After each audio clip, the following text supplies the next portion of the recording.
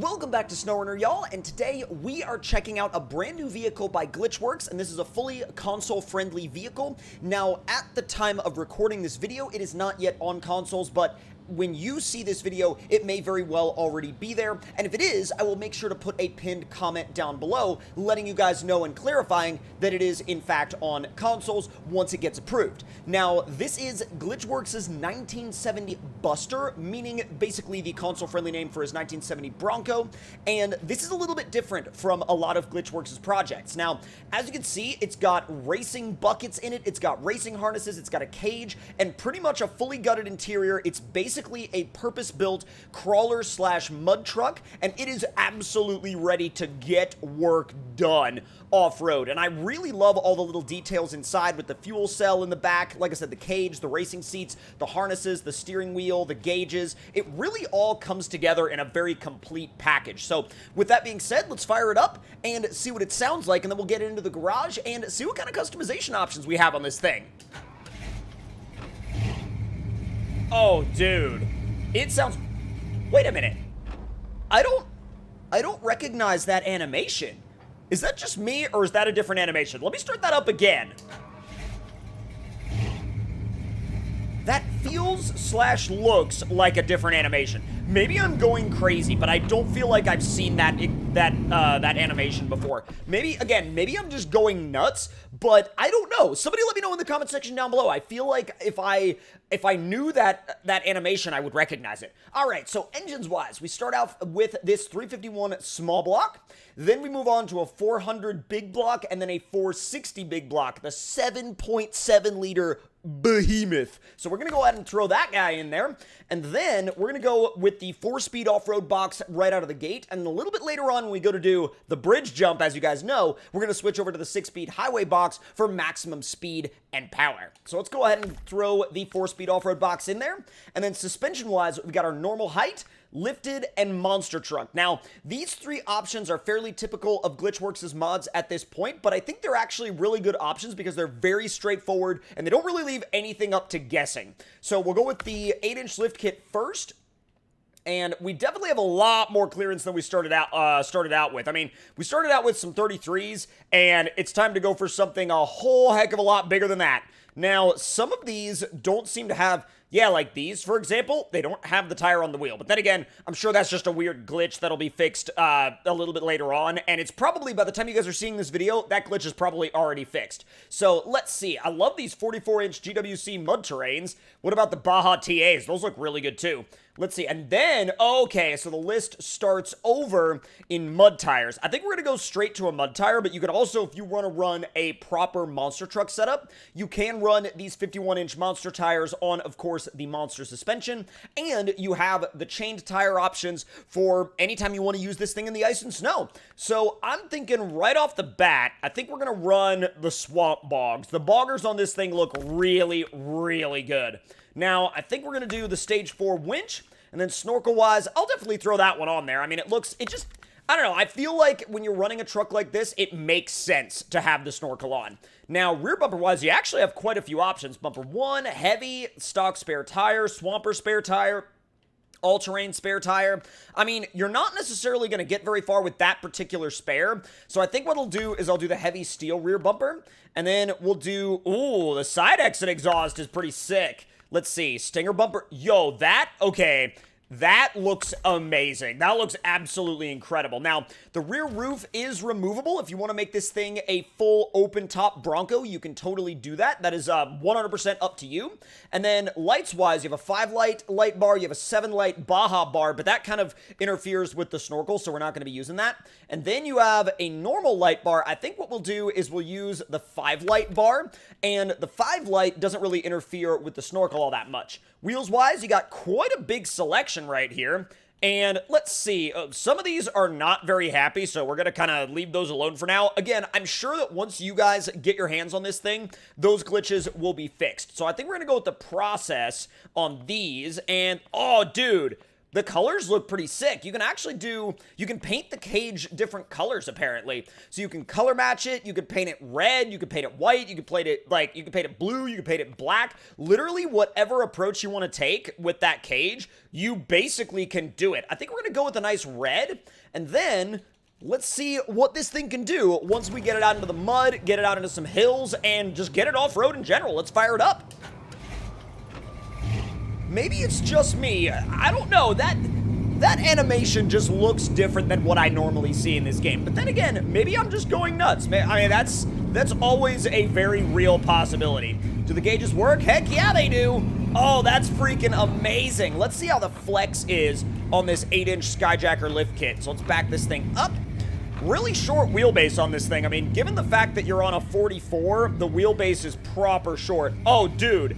Look at that flex, though. That's a proper amount of flex. I mean, you could go down just about any trail you want with that kind of flex. All right, let's go back out onto the main road, and let's head towards some hill climbs and some mud. Now, let me know in the comment section down below if this is a rig that you plan on adding to your fleet, whether you're going to be using it for campaign scouting or for trail riding on some modded maps. This would actually be an amazing vehicle to use to head down some of the trails on Rock Runner's new trail riding map. It would actually work really, really well for that.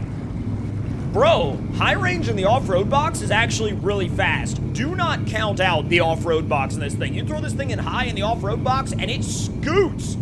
Dude, it absolutely gets down. And it's got a good amount of torque, so you can kind of vary your throttle inputs as you're going along. Although, you have to be aware of the fact that with the short wheelbase and the 8-inch Skyjacker lift kit, it does tend to be a bit flippable. So I'm going to actually use Dubs' Commando 800 to pull it back onto its wheels real quick. And that shouldn't take too long at all. Oh my god. Fire up. Come on. Thank you. And... oh, come on. Come on, and there she goes. All right, she's good to go. Let's go and swap back into it and fire it back up. And now we've got the rock crawling obstacle to do. I have high hopes for this thing in the rock crawling obstacle. I feel like, while you could use this as a dedicated mud truck, and I'm sure some people are going to say, why are you crawling in this thing? This is a dedicated mud truck. I have a hunch that with how Glitchworks likes to set up his vehicles as very multi-purpose, I have a hunch that this thing is going to be able to crawl the rocks pretty well, too. Come on, easy. Not too bad. That short wheelbase really gives you a lot of advantages. I mean, short wheelbase with tires this tall allows you to get this thing in and out of areas that you normally would not think would be possible. Oh, it's starting to... oh, come on. It was starting to lean back just a tad too much, but, dude, she climbs really well. Oh, God. Oh, God. I'm just flooring it and getting out of that. Yeah, it was about to go over forwards. I was like, yeah, I'd rather not have any of that. Oh, no.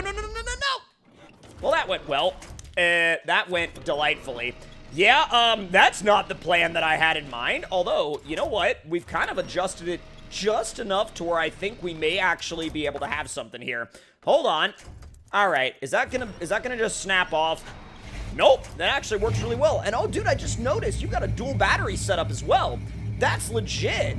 There's all sorts of little bits and pieces in this thing that I didn't notice right off the bat. I love that. There's all sorts of little things that, like, once you put a little bit more time into looking around for them, you're like, oh, this is not what I expected to see, but it looks great. Also, in the mud, this thing absolutely flies. At the very least, in the shallow mud, it just goes. What about in, like, the moderate to medium depth mud? Soars through that. Absolutely just sends it through that. What about this stuff? This is a little bit more challenging. Diff lock is always on, so that's going to be no concern whatsoever. And when you're in stuff that's a little bit deeper, like tire depth, I would probably recommend just staying in low, and that will be where you'll stay. But again, even then, it's not like a bad thing. It's not like the thing is ridiculously slow in low range. It'll make it through, clearly. It's not going to get stuck. It's not going to get bogged down in low. You're just going to have to wait a tiny little bit longer than you would in mud that's like shallow like this, that it can just scoot right through, for example. Now, the dips obstacle, this is probably going to laugh at it. I'm not going to lie. This is probably going to 100% just laugh at the dips obstacle. Mainly because the dips obstacle is designed to trip up vehicles that don't have very long wheelbases, that do have really long wheelbases, but I think this thing, with as short as the wheelbase is, and with as tall as the tires are, I don't think it's barely gonna ever even scrape. I mean, look at it. I doubt it's even gonna scrape on that. No, it didn't even touch. The cross member in the middle isn't even touching. And I'm sure, oh, well, it touched there, but that was not even enough to, like, make a difference. That is insanity. And I'm sure that there's gonna be somebody out there that's gonna say, oh, you're driving through that the wrong way. You need to go sideways. You need to go crooked. And I'm like, the literal point of this test is to see what that high centering angle is, or what angle it does high center at. And this thing, nah, not even remotely does it high center at all. So let's get you back out onto the main road now. And before we hit the bridge jump, I want to see if this thing can fly down that side trail in high without getting stuck. I've been doing this test with a lot of different vehicles lately, and it really has amazed me at which vehicles have been able to do it in high. Oh, easy. Pull a wheel in the air, a little bit of three-wheel action. Come on. Go, go, go, go, go, go, go. Not bad. All right, these mud pits are a little nasty. Oh, no. You know what? I'm going to blame that on driver error and not on the vehicle, because that was a lot more of my line choice than anything else. Right back into high. Wow, it didn't swamp out at all through there. Now this, little bit gnarlier.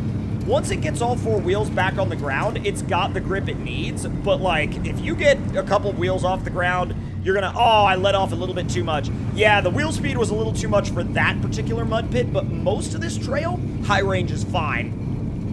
Fine little, good God, it likes to pull a wheelie. Like, you definitely know that it's lifted as high as it is. It's definitely a little bit more on the realistic side in the way that, you know the center of gravity is up there. It is not a low center of gravity vehicle by any stretch of the imagination. Like, it drives like it's got an 8-inch lift kit, that's for sure.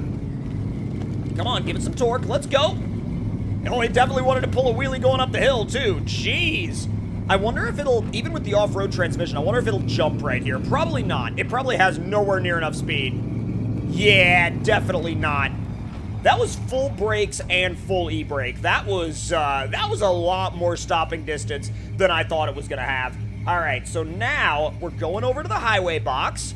It's going to be, wait a minute. Okay, there we go. I was like, the highway box, for a second there, it had, like, low plus and low minus, and then I was like, that's why I'm going to hit the pause menu and come back, because it normally doesn't have both low plus and low minus in Glitchworks' trucks, and I was like, I was scratching my head for a moment. I was like, wait, what? Did he actually, like, change that? All right, full send, y'all. Let's go. 5th gear, 6th gear. Come on, that's flat out.